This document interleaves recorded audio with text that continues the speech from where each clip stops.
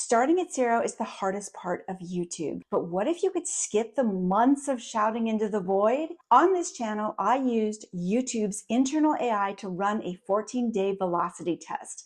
The goal wasn't to go viral, it was to teach the algorithm exactly who my audience is. 709 views later, the data is in, and the number that actually matters, it's not the views. Today, I'm showing you the 4-phase blueprint you can use to kickstart your channel without wasting a second, including what I found on screen at the end of 2 weeks that proved the whole thing worked. Phase 1, the AI niche validation. When you have an idea for a channel, whether it's new or you're pivoting an old one, validating your niche is a simple 2-step process using YouTube's Ask Studio, which is their continually improving Gemini-based internal AI plugged directly into the YouTube algorithm. Last summer when it came out, it was bad, but now, so much better. The first step is to test your hypothesis. In starting this channel, my thinking was that Gen X is an underserved audience on YouTube, and I'd observed enough on my own to see that gap. My expertise and passion is helping creators grow YouTube channels, and the people who make it and last on this platform typically have a sustainable business around it. So my thought was, I help Gen X professionals grow YouTube channels to support their businesses. That's essentially the value proposition for this channel. I shared all of that with Ask Studio, and it confirmed my thinking with some solid examples drawn from viewer data aggregated directly from YouTube. But beware, like any AI, it can be a tad sycophantic. So don't discount your own instincts no matter what the AI says. The second step is to generate concrete ideas. Once you have a sense of how your idea aligns with the platform trends, you want to generate a list of specific video ideas to see if what the AI is suggesting matches what you're seeing in real life. In my case, I framed the request around a 14-day shorts challenge, which Pat Flynn happened to be running at the time. Honestly, the perfect kick in the pants to get over the perfectionism, which is just fear in disguise. I also told Ask Studio I wanted to do these as a series to encourage the binge watch, which is the holy grail of growth on YouTube, where I would be building in public, each day leading to the next, with the last day introducing my first long-form video. Then I asked for a draft outline of the series. It came back with 14 pretty good ideas, with the reasoning behind each one, data backed by what's happening on YouTube right now. Not last week, not filtered through some API. Was every idea amazing? No. Did it save me a ton of time? Absolutely. What made these ideas more than just building in public vlog fodder is that each one solved a specific problem for my target audience at a specific stage of their startup process, identified by the platform's own data, which is why these videos got more traction than most people see starting from zero. But if you're thinking, oh my God, this is too much work, the next phase will really blow your mind. Phase 2, the script template. Here's my dirty little secret. I'm not a shorts person. I know them. I've coached them. I was trained by some of the best in the business. But long form is the heart and soul of YouTube, so that's where I live. Left to my own devices, I would have spent 2 days overthinking a 60-second video. Now, Ask Studio, on the other hand, it knows everything. Shorts, long form, live streams, sentiment, which formats work, which formats don't, and why. It's plugged into all of it.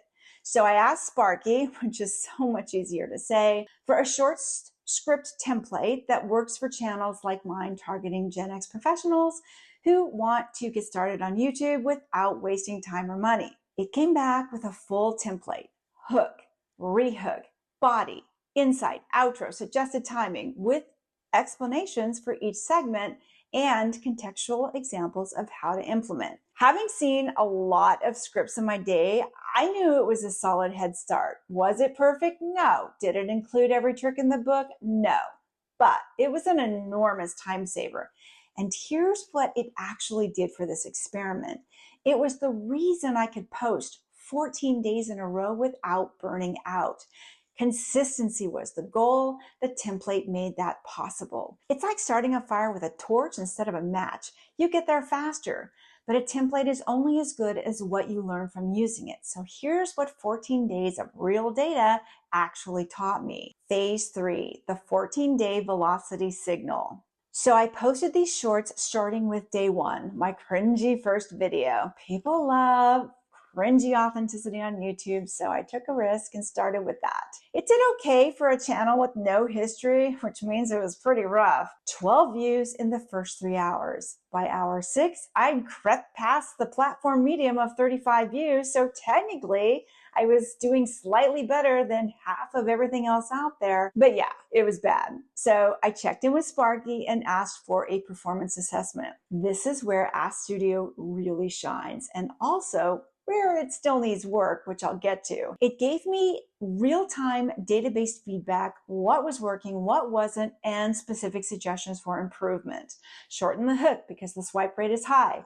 Retention in the middle is strong, so do more of that. On the flip side, it was a little overly positive, like, great job, you got 38 views. People really appreciate your raw vulnerability. Yeah, it was referring to one comment, and it was mine to try and spark engagement. So as with all things AI, stay skeptical. But here's what actually matters. Every day for 2 weeks, I posted a short and asked for a performance report. I learned which hooks work, which don't, what keeps people watching, and that 54 seconds was the optimal length for my audience in this niche at this time.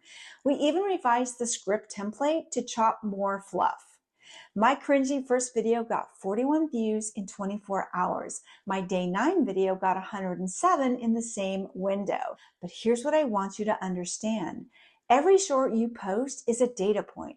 The algorithm is building a picture of who watches you, how long, and what else they watch. At the end of 2 weeks, I'm going to show you something on screen that proves it actually worked. Phase 4, the 700 view result. So here's what happened.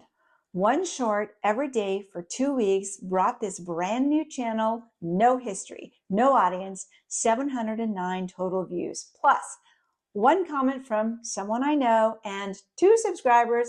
Now we're up to 5. Love you guys. You're the OGs. But 709 views is not the win. The win is what those 709 views taught the algorithm. It now has enough data to know exactly who to put my long form content in front of. That's the asset, not the views, the profile it built. I can actually show you this. Watch what happens when I pull up my first long form video incognito. See these suggested videos down here? Many of them are my colleagues and competitors, which means the algorithm gets me. It knows my space. That's what a 14-day velocity test buys you. Not viral, not famous, but a warm channel that's ready for long form. Ready to run this on your own channel? Go into YouTube Studio, hit the sparkle, and start by giving Ask Studio your value proposition, which is I do what, for, who, so that, benefit they receive. This matters because if you skip this step, Sparky will give you ideas based on current platform trends, which is useful, but it won't know how to blend that data with your specific audience angle. That's the difference between generic trending ideas and ideas that actually fit your channel. Once you've given it that context, ask, what are the top 5 pain points for your target audience trying to achieve their goal? That'll give you 5 ideas for a shorts velocity test, 1 a day for a week. Then ask for a script template built for your niche and your audience. Just be very specific about who you serve. The prompts are in the description below. This 14-day short sprint was about building a foundation, not just view counts. But what happens when you do everything Ask Studio tells you to and the video still bombs? I'm going to show you exactly how I rescued a video that launched with the most horrific click-through rate I'd ever seen anywhere in this video here.